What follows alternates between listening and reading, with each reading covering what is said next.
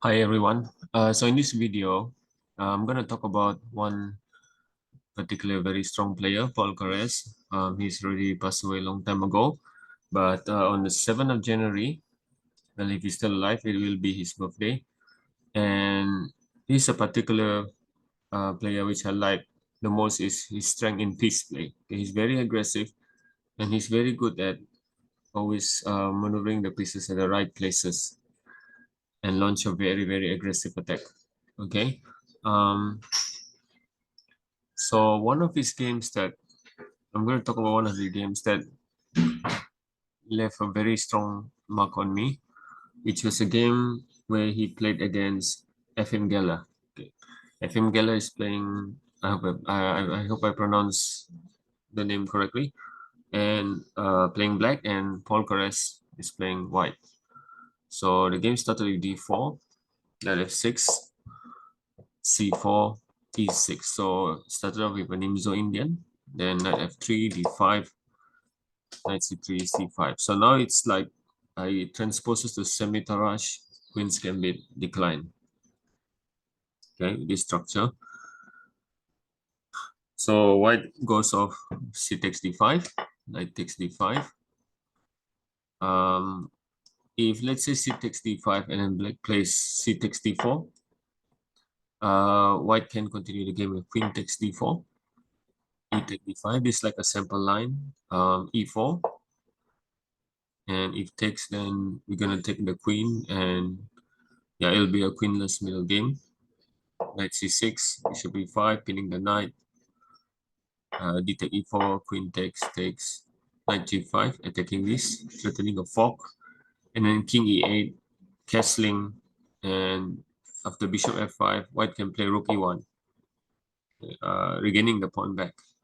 So this is a sample line that white can play. So the game continued with knight takes d5, and here white played e3. Well, it can continue with e4, but after takes, bishop b4 check.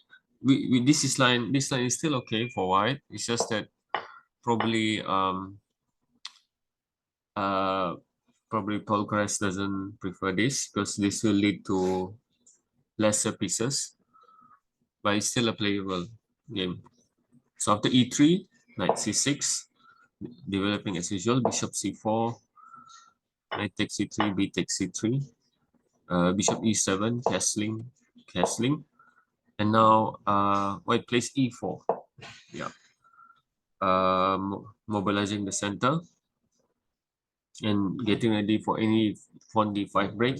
And also the bishop might come this way or here if white wants to. So after e4, black played b6, obviously trying to develop the bishop this way. Bishop b2, bishop b7. So white uh, develops this bishop in a very, very threatening diagonal. Queen e2, knight f5, chasing this bishop away. Bishop d3, and rook c8. So now what black is trying to do is, because black has 4 pieces on the queen side and white has 3. So black is trying to mobilize the queen side by maybe taking here, or at some point maybe play c4. It depends on what white's game. So white's play is normally on the center, maybe by placing the rooks here, trying to break off the center and uh, entry through the d file, or trying to attack the king side. But to do that, white has to like do a lot of pawn moves in order to open up these two very, very beautiful bishops. Okay, so white played rook d81 first, threatening maybe d5 or d stake, and later on opening up an extra attack on the queen. So black plays c take d4, c take d4, and here black has to play bishop f6. The idea is, let's say if white tries to chase away the bishop with e5, then after bishop e7, then although it looks like white has space control, but now this d5 square is available for black. if black wants to, and this diagonal, this bishop becomes super powerful, and it's not so easy to get this pawn break anymore, right? It's not that easy anymore because there's so many pieces guarding here. And from my experience, this bishop will be a little bit blunt, although it's pointing on the king side.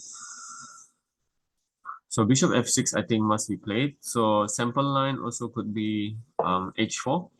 So after bishop takes h4, d5, this sample line opening up the bishop, sacrificing one pawn. Well, in fact, yeah, white sacrifice a pawn. So now, let's say if the bishop goes back. Okay, obviously you can't take this because of bishop h7 check and winning the queen.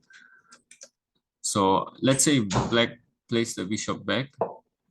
Then we have knight e5. Yeah, this knight is like a monster in the center, supported by the bishop and queen. And look at this knight, right? If white is allowed to play pawn d5 safely, this knight has no squares to jump on. So after knight e5, let's say black plays bishop take d5, then play can continue bishop e4, pinning. And after rook c5, bishop a3, takes, and then yeah, white will be in a totally winning position. So but that is at least better. But playing bishop b4, the problem is with playing bishop b4 is maybe it looks like black is preventing any rook e1 or something, but now this bishop is an important defender on the king side. And now once this bishop here, you can see that black has 5 pieces on the queen side. White has 3, but now white has sort of like uh, a chance to push pieces on the queen side, because it's very hard for black just to move back because it's going to waste time. Okay, so what white does, okay, you can pause the video for 10 seconds and try to guess what is the move that white played, which is a very strong move.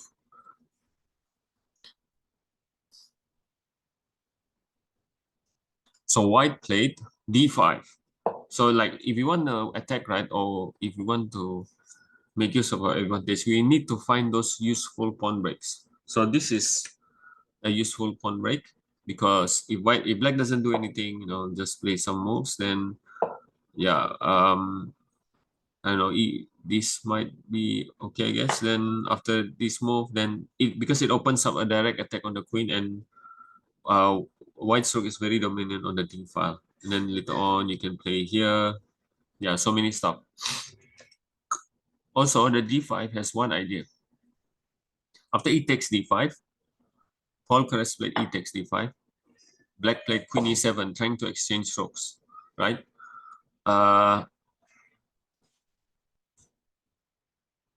If black takes, again, it's not a free pawn because of check, and you lose the queen.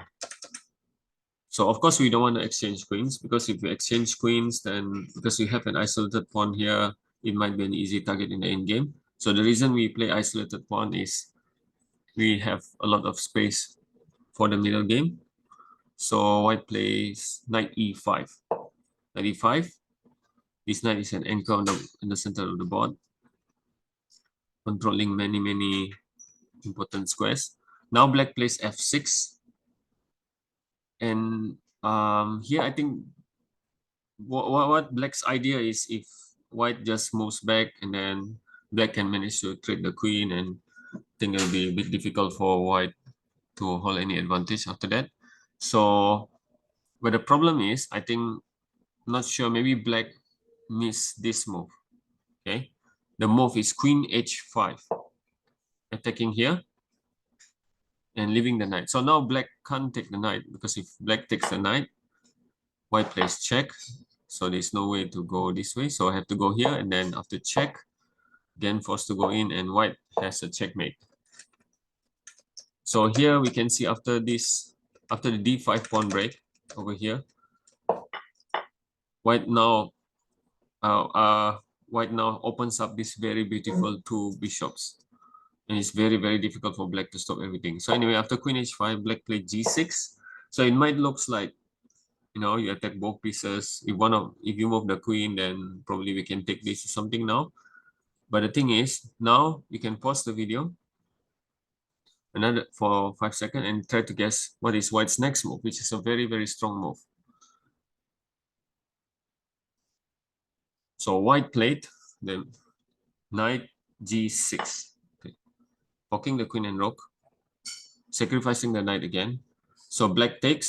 Okay, if black plays queen f7, seemingly pinning the knight, but white can just play bishop f5, taking this rook, and if black takes, attacking the queen. So after queen g7, then white has bishop d3. Sorry, rook d3, and now white has this important rook leaf on the third rank. So this third rank rook leaf is very useful idea to keep in mind in order for to develop an attack. And now let's say black plays, because now if white can go here, then there's like an open discover attack and you're going to lose the queen or something. So black will play bishop d6, trying to block this, but white can play f4, blocking it. Then play might continue rook f7, takes, queen h6, not allowing the king to retreat. So let's say if black tries to exchange, then, there's no way and black is going to lose the piece. Yeah, let's say play continue like this. There's queen f6, bishop c5 check, blocks. And let's say if the queen is attacked, there's even a queen h8 mate. Okay, so let's go back to the game. So after black plays h takes g6, white plays bishop takes d6, queen g7, same idea now. White played a very strong rook d3. So you can see black's pieces, right? All stuck on the queen side. And now white has everything on the queen side, king side, except for this rook.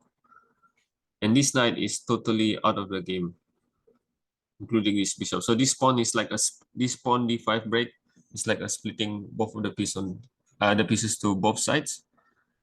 And after bishop d6, again the move f4 to block this diagonal, so the rook can attack from here. Queen h8. Now white plays queen g4. Of course, we're not going to exchange rook since white is already one piece down. Exchanging rook will be pointless. So black play bishop c5 check, king h1. And black tries rook c7 to defend from the second rank. But let's say black tries to play rook fd8 or something, trying to get the king this way, then queen e6 check. If king g7, queen f7 check, king h6, and rook h3 mate anyway. So after rook c7, white played bishop h7 check. Yeah, a very beautiful move. So you can't take with the queen because of this check. If you take, then it's checkmate.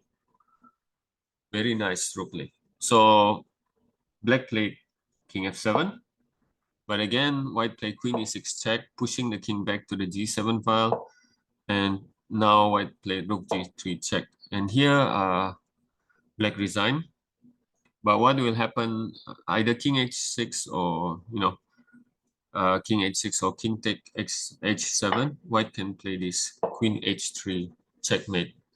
So this is a very beautiful game, and it left a very deep mark on me. Yeah, because I remember this game quite a lot. If every time when Paul Keres' name is mentioned, I'll remember this game. Yeah, so I hope you guys find it interesting. And so this is my tribute to Paul Keres. So see you guys. Take care. Please don't forget to like and please share this video. And please don't forget to hit the subscribe button. Okay, thank you. Thank you, everyone.